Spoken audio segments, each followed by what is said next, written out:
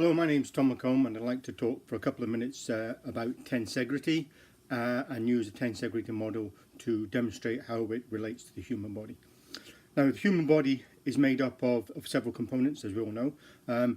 Two important ones that help us move or make it capable for us to move are bones, which are rigid structures, and the fascia, which is the more elastic structures, the muscles, the tendons, joining tissues that help us move our skeleton. Otherwise would be just a static statue or a pile of bones on the floor. So this is my tensegrity model, and as you can see, it's made up of wooden dowels and elastic bands. Now, the wooden dowels obviously represent the bones of the skeleton, and the elastic bands represent what is the fascia, the muscles, the tendons, the ligaments, and the like that hold the body together. Now, normally, if the skeleton is at rest or the body is at rest, it would be fairly symmetrical. I'm not saying that my model is completely symmetrical, but it's close. So it sits at rest and everything's fine. All of the, or most of the gaps between the bones and between the bones are symmetrical. However, say if we have an issue at one of our joints which causes some stiffness and causes the bones just come slightly together. You see at the bottom here as I push together, or if I just pull on the elastics to simulate, I'll hold it steady now, to simulate a tight muscle, you'll notice that at the top, it's caused the top of the model to stretch apart. And this is exactly the same as what happened in the human body. Tension somewhere else or stiffness someplace would cause tension at another area. Okay, thank you. Okay, Tom McComb again, and this is for the multi-planar movement activity assignment 2 for the movement mechanics. Okay, I'm going to break these up into little videos so there'll be breaks in between. I think it'll work better like that. Okay, so the boxer's punch. So in the boxer's punch, the front jab, the elbow is in flexion when it starts and finishes off in extension. Okay, it's in a diagonal plane, and so will the axis. So because the body's turned off to one side, away from the anatomical position, so we're not in only the cardinal planes. Okay, so what happens as the boxer goes to throw his punch? The body turns, the lumbar vertebrae will rotate around the vertical axis, the glenohumeral joint starts to move, and the elbow extends, so it goes into extension. At the same time, the radial ulnar joint goes from supination to pronation, so as it lines the fist up to the target. Okay, so flexion into extension. Flexion, extension. Okay, quick look at the Taekwondo side kick. Demonstrate first. So what happens?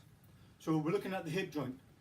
On the hip joint, first it goes into flexion as I prepare the kick, then goes into abduction as I kick the kick, back to adduction, so abduction, adduction, and then it's back flexes, and then extends as I place it back down again.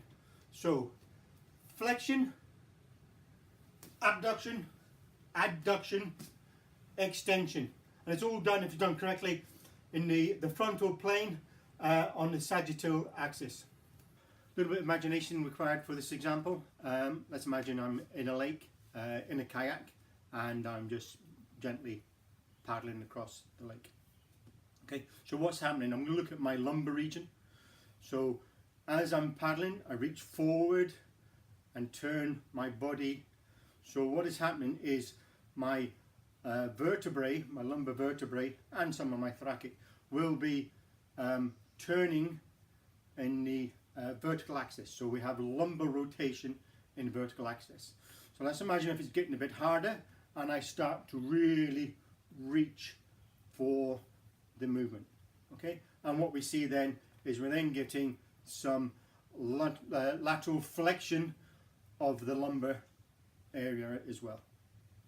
Okay, so lumbar rotation in the vertical axis in the frontal plane, and some